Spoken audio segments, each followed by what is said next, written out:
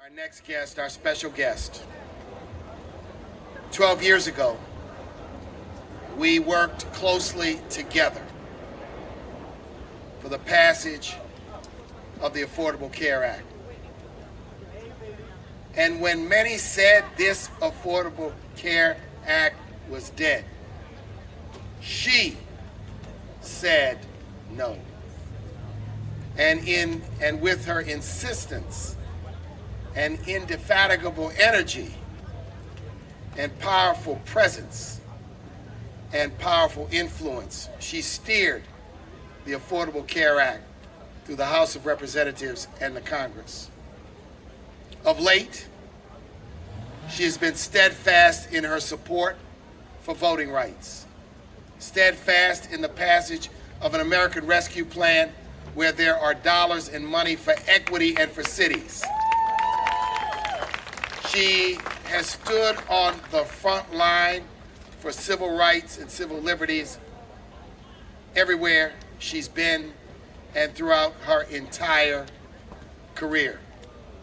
She's been a friend and an ally of mine, my family, but also of the National Urban League and the Urban League movement. She is the first woman in American history to serve as Speaker of the House of Representatives.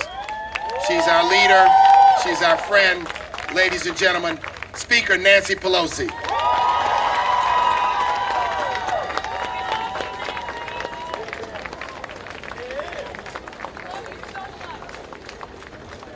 Good evening, everyone. Mark Morial has been my friend for many years, but I was also a friend of his father, and so I take special joy in the fact that I know now that he, Mark Morial, is a grandfather to Audrey. Congratulations, Mark, because this is all about the children.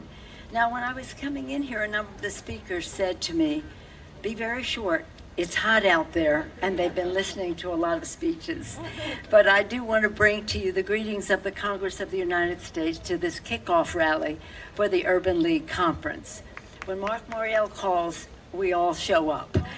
He is such a great leader for economic justice, for civil rights, for women's rights, for just all the things that we care about and that Dr. King gave his life for.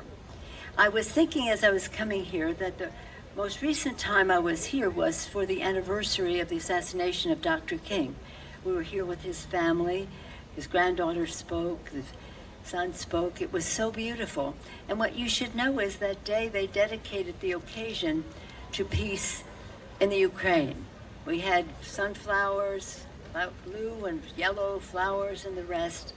And all the ambassador from Ukraine was here. It was all about peace, and that was part of Dr. King's mission: jobs, justice, peace. Today, this morning in the Capitol, I had the privilege of welcoming the First Lady of Ukraine, Olena Karenska, like the president's name, except with an A at the end. And why I bring it up, and why it's a coincidence with the most recent time I was here, was because we spent a good deal of time in the rotunda of the Capitol, which she wanted to see,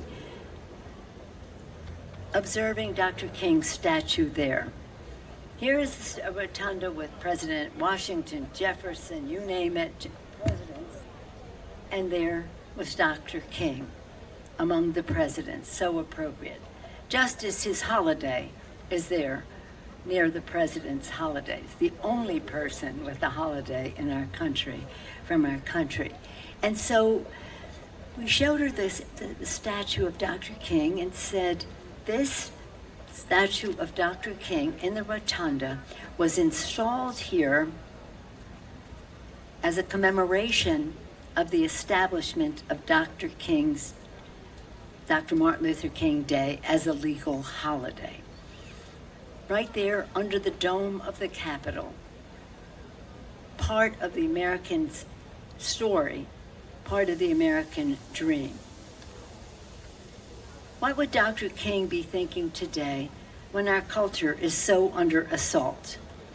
Women's rights, privacy rights, economic justice, ignoring I saw one of the young people here with a Save the Planet shirt on for future generations.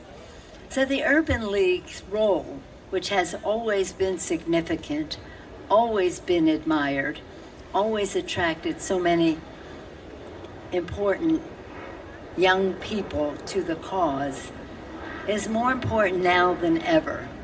We're talking about civil rights, women's rights, economic justice, and the rest. So I thank all of you for your participation. On my way in here, I met some social justice interns of this memorial. Young people, idealistic, energetic, concerned about the future. How blessed we are to have been inspired by Dr. King. How blessed we were to be inspired by Dr. King. How saddened we were by the loss, but how necessary his legacy is, even more so today, when we're fighting for civil rights, women's rights, equal economic justice, and the rest. And how even more important the work of the Urban League is. There's an assault on this great democracy, which has ever tried to expand freedom to include more people. Yesterday, we passed a bill recognizing marriage equality. Tomorrow, we will be passing a bill to make sure that contraception is available to everyone in our country and not to be deprived of it. Last week, we voted to put into law Roe v. Wade to protect women's right to choose. Last week, we passed legislation to say that people have a right to travel to meet their reproductive needs in our country. So the list goes on, but none of it would be possible without all of you. Mark, thank you so much for enabling me to say a few words. I do every year. It's, as I say, when Mark calls, we're there. But it's also a great honor to be invited, as of course. But the fact is that there's an assault not only on our democracy, that's why we have to fight for voting rights. And we will not stop until we achieve voting rights, removing obstacles of participation, the voter suppression laws that are being elected, doing away with their nullification of elections and the rest, removing big, dark, special interest money from suffocating our political system so that everyone's voices are heard. So whether we're talking about economic justice, whether we're talking about environmental justice, whether we're talking about electoral justice, whatever it is, it's about justice. And if I just may, in closing, because I know it's hot and I've been talking long, I want to talk about our president for just a moment. President Biden's commitment is to equity and justice. Whether we're doing an infrastructure plan or whether we're trying to save the planet, it's all about environmental justice. It's also about justice and who is hired, who can get contracts, justice in ownership as well as job creation. So we have, on the one hand, initiatives to make the future better for everyone. On the other hand, we have to fight for justice, fight for our democracy, honor the legacy of Dr. King. And that legacy is about jobs and justice. It's also about peace. That's why I wanted to remember. Now I have this bracelet. It's about the colors of Ukraine, yellow and blue. It was made in Africa. It was made in Africa for the Ukraine cause. So we have a lot of unity in terms of our shared values, and know how important you all are to it, because we can just do so much internally with our maneuvering. Without the outside mobilization, we cannot get the best result.